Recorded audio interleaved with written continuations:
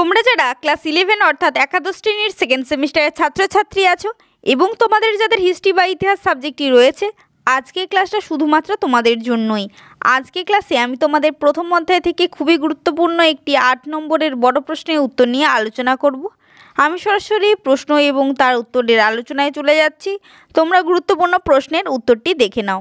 প্রশ্নটি তোমরা দেখতে পাচ্ছ। প্রশ্নটি আছে, জিয়াউদ্দিন বারনী বর্ণিত সুলতানি যুগের নরপতিত্বের আদর্শ কী ছিল? অথবা প্রশ্নটি তোমাদের এভাবে আসতে পারে যে বারনী বর্ণিত সুলতানি যুগের নরপতিত্বের আদর্শ বর্ণনা করো। প্রশ্নটি যেভাবে আসুক না কেন উত্তর কিন্তু এক হবে। এই প্রশ্নটি তোমাদের জন্য খুবই গুরুত্বপূর্ণ পরীক্ষায়। এই পরীক্ষায় যদি এই প্রশ্নটি আসে, কিভাবে গুছিয়ে এই উত্তরটি লিখবে বা নোটসটি উপস্থাপন করবে এবং ভালো যথাযথ নাম্বার পাবে তোমরা দেখে নাও। আমি সরাসরি উত্তরটি আলোচনায় চলে যাচ্ছি। উত্তর, জিয়াউদ্দিন বারনী বা বারনী ছিলেন ভারতবর্ষের সুলতানি যুগের একজন বিশিষ্ট পণ্ডিত ও ঐতিহাসিক।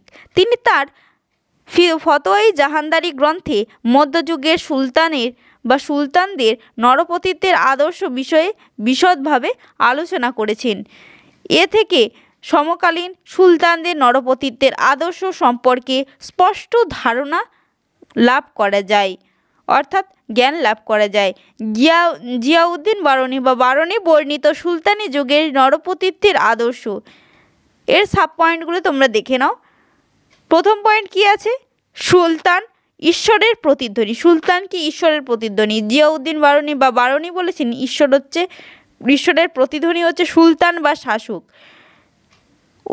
সুলতানি সাম্রাজ্যের অধীশ্বরী হিসাবে বা স্রষ্টা রূপে বা যিনি সৃষ্টিকর্তা রূপে শক্তিমান আল্লাহকে মনে করা হয়।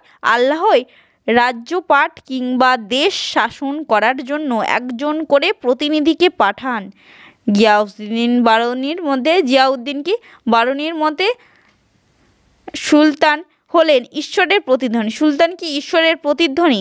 শাসকের হৃদয় ঈশ্বরের প্রতিবিম্ব এবং তাঁদের কার্যকলাপ ঈশ্বরের চিন্তার প্রতিফলন। অর্থাৎ আমি আগে যেমনটা বললাম যে জিয়াউদ্দিন বারনী বা বারনী ঈশ্বরের প্রতিরূপ হিসেবে দেখেছেন শাসক বা সুলতানকে। অর্থাৎ সুলতান হলেন ঈশ্বরের এক ছায়া। তিনি উল্লেখ করেছেন, অর্থাৎ তিনি বলতেন, এখানে বারণীর কথা বোঝানো হয়েছে। বারনী বলেছেন ঈশ্বরই ইহলোকের সুখ সমৃদ্ধির জন্য শাসককে মনোনীত করেন। অর্থাৎ শাসক নির্বাচন করেন কিন্তু ঈশ্বরই, অর্থাৎ ঈশ্বরই তিনি কিন্তু শাসন কার্য পরিচালনা করেন তার প্রতিধ্বনি বা তার প্রতিবিম্ব বা ছায়ারূপে শাসককে। এরপর দ্বিতীয় পয়েন্ট তোমরা দেখতে পাচ্ছ, শরীয়ত অনুযায়ী দেশ শাসন। শরীয়ত অনুযায়ী দেশ শাসন, এই পয়েন্টটা বুঝে নাও। বারণীর মতে শরীয়তের বিধান হলো সুলতান রাষ্ট্র পরিচালনার মাপকাঠি। সুলতানি রাষ্ট্র পরিচালনার কি মাপকাঠি। তিনি অবশ্য ধর্মীয় আদর্শ অনুযায়ী দেশ শাসনের কথা বললেও নিম্ন শ্রেণীর মানুষদের দমন করার জন্য কয়েকটি ক্ষেত্রে স্বেচ্ছাচারের উল্লেখ করেছেন। এরপর তোমরা 3 নম্বর পয়েন্ট দেখতে পাচ্ছ, পারসিক রাজকীয় আদর্শ অনুসরণ। অর্থাৎ পারস্যে রাজকীয় কি আদর্শ গ্রহণ করেছিল তা তোমরা দেখে নাও। সুলতানের রাজকীয় দাপট থাকা অবশ্য প্রয়োজনীয়। বারনী মুসলমান শাসকদের পারস্যের রাজকীয় আদর্শ অনুসরণের পরামর্শ দিয়েছেন। পারস্যের সুলতানির জাঁকজমক, বিলাসী জীবনযাপন, সিংহাসনের প্রতি জনতার সম্ভ্রম আদর্শ স্থানীয় বলেই তিনি দাবি করতেন। প্রসঙ্গত উল্লেখ্য, দিল্লির সুলতান গিয়াস-উদ্দিন বলবন পারসিক সাসানীয় বংশের রাজতন্ত্রের আদর্শের অনুকরণে রাজকীয় মর্যাদা প্রতিষ্ঠায় সচেষ্ট হন। এরপর 4 নম্বর পয়েন্ট তোমরা দেখতে পাচ্ছ, বংশমর্যাদা। একটি আদর্শ রাষ্ট্র গড়ে তোলার জন্য বারনী সুলতানি যুগের নরপতিত্বের আদর্শ হিসেবে বংশমর্যাদার উপর বিশেষ গুরুত্ব আরোপ করেছেন।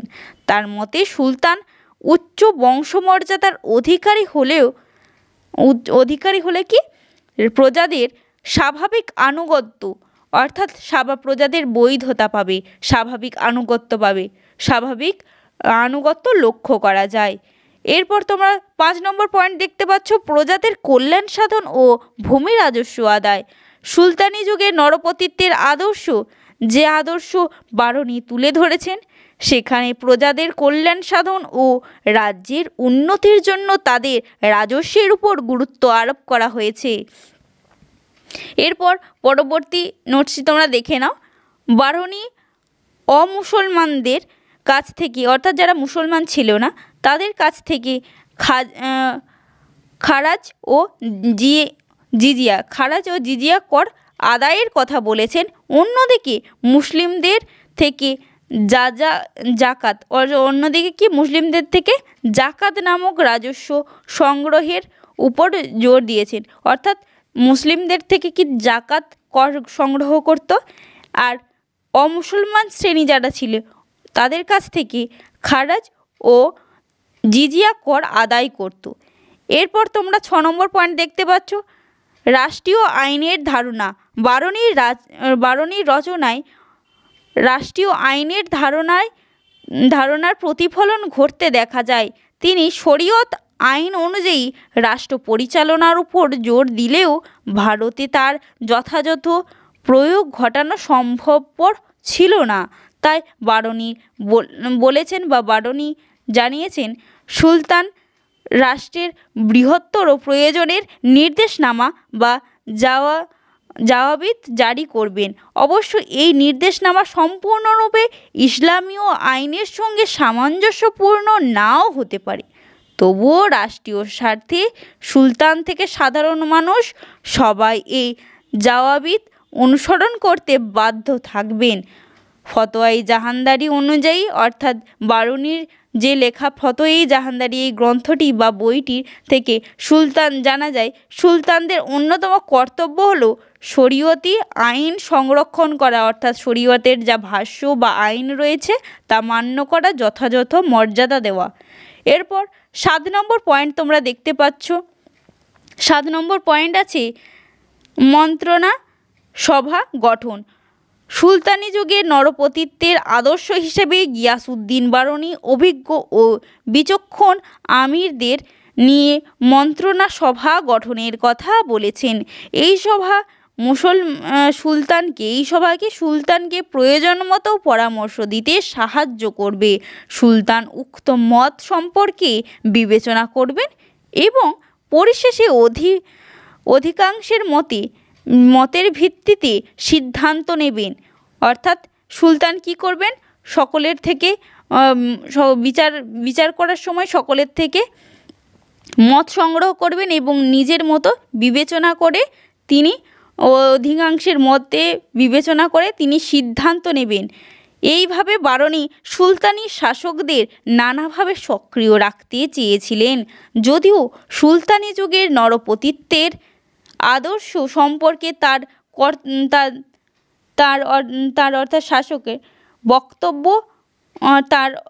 অর্থাৎ বারনী বাস্তবের নিরিখে সর্বদা গ্রহণযোগ্য বলে মনে হয় না।